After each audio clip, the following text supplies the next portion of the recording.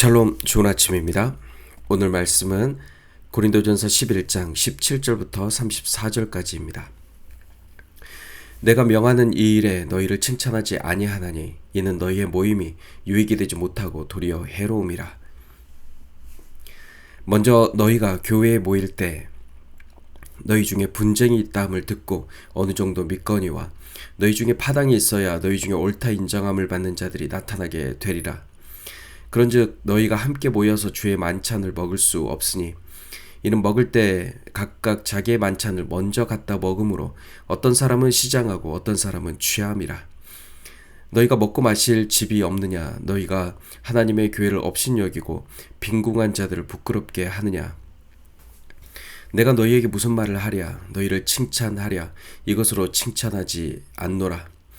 내가 너희에게 전한 것은 주께 받은 것이니 곧 주 예수께서 잡히시던 밤에 떡을 가지사 축사하시고 떼어 이르시되 이것은 너희를 위하는 내 몸이니 이것을 행하여 나를 기념하라 하시고 식후에 또한 그와 같이 잔을 가지시고 이르시되 이 잔은 내 피로 세운 새 언약이니 이것을 행하여 마실 때마다 나를 기념하라 하셨으니 너희가 이 떡을 먹으며 이 잔을 마실 때마다 주의 죽으심을 그가 오실 때까지 전하는 것이니라.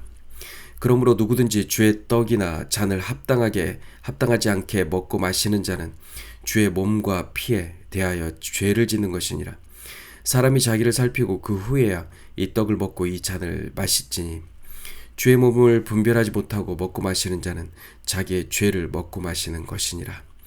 그러므로 너희 중에 약한 자와 병든 자가 많고 잠자는 자도 적지 아니하니 우리가 우리를 살폈으면 판단을 받지 아니하려니와 우리가 판단을 받는 것은 주께 징계를 받는 것이니 이는 우리로 세상과 함께 정죄를 받지 않게 하려 하심이라. 그런즉 내 형제들아 먹으러 모일 때 서로 기다리라.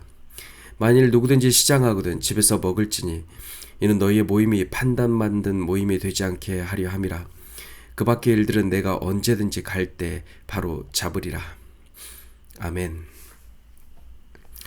오늘 사도 바울은 칭찬하지 않겠다라고 합니다. 그 이유는 교회 내 분쟁이 있기 때문입니다. 고린도 교회의 성만찬은 주로 부유한 성도의 집에서 애찬과 겸하여 이루어졌는데요. 사회적 신분이나 계급에 따라 그 문제가 심각했던 것으로 보입니다. 초대교회는 모일 때마다 만찬을 했습니다. 그런데 고린도 교회의 만찬은 그 의미가 점차 변질되어 갔습니다. 주의 만찬은 주께서 베푸시는 식탁으로서 모든 성도가 함께 모여서 하나의 떡을 떼는 데 의미가 있습니다. 하지만 일부 부유한 사람들이 먼저 와서 개인 식사를 하고 가는 바람에 나중에 온 가난한 사람들이 주의 만찬에 참여하지 못하게 되었습니다. 부유한 주인과 친구들은 일찍 도착하여 최상급 음식과 포도주를 즐기고 생업으로 인해 늦게 도착한 노예나 가난한 사람들은 바깥에서 배고픈 상태로 수치를 당했던 것입니다.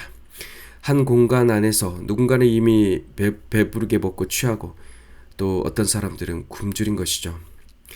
그들은 주의 만찬의 의미를 단지 먹는 것으로 전락시켜 버렸습니다.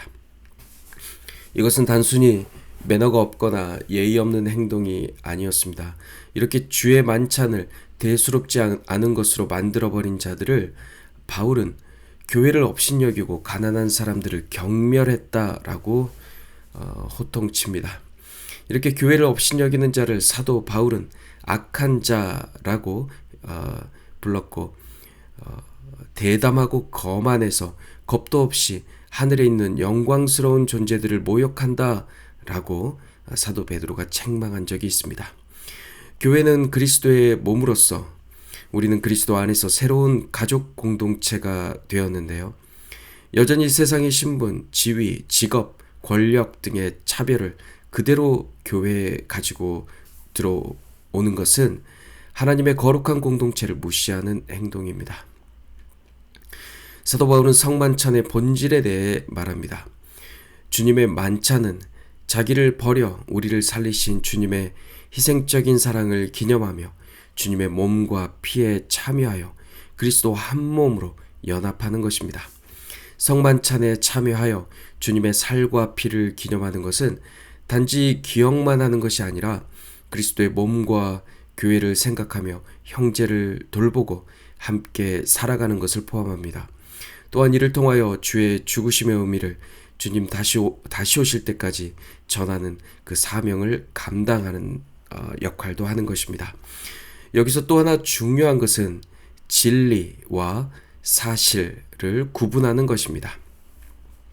진리는 예수 자신입니다. 그리고 사실은 우리 눈에 보이는 현실입니다.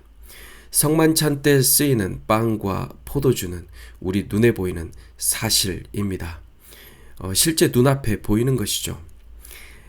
예수님은 이 빵과 포도주로 예수의 살과 피를 기념하라 하셨습니다.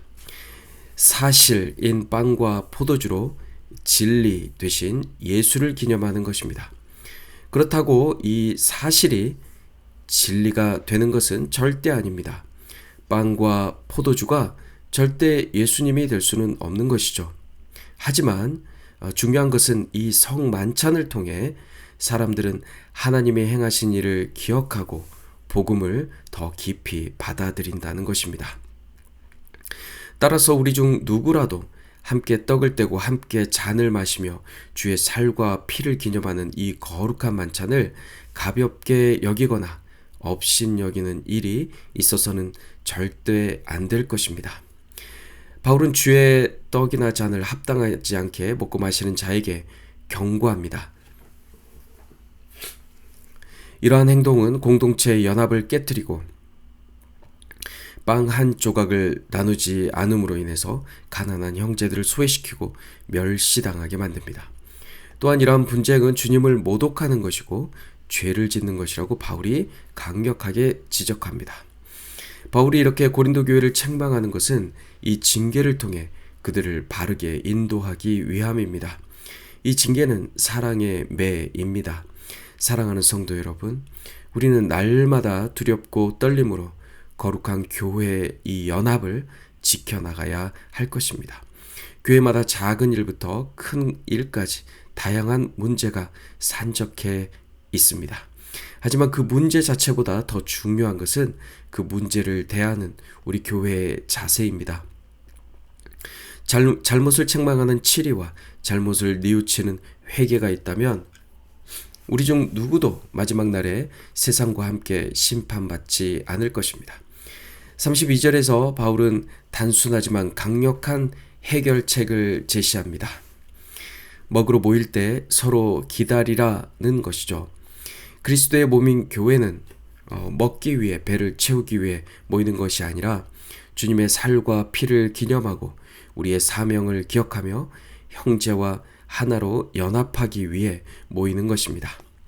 사랑하는 성도 여러분, 그러고 보면 우리의 가장 작은 단위의 교회인 가정에서 주의 살과 피를 기념하며 주의 만찬을 이번 주에 열어보는 것은 어떨까요? 한자리에 모여서 식사하는 것이 쉽지 않은 이 현대인의 삶이지만 아버지 또는 가정의 리더가 인도자가 되어서 사랑과 섬김이 가득 담긴 그 성만찬을 서로 나누면서 주님의 사랑을 함께 나누는 귀한 시간을 가져보면 좋겠습니다. 여러분의 가장 귀하고 가장 작은 교회, 그 가정에서 그 일을 실행해 보시기를 권면합니다.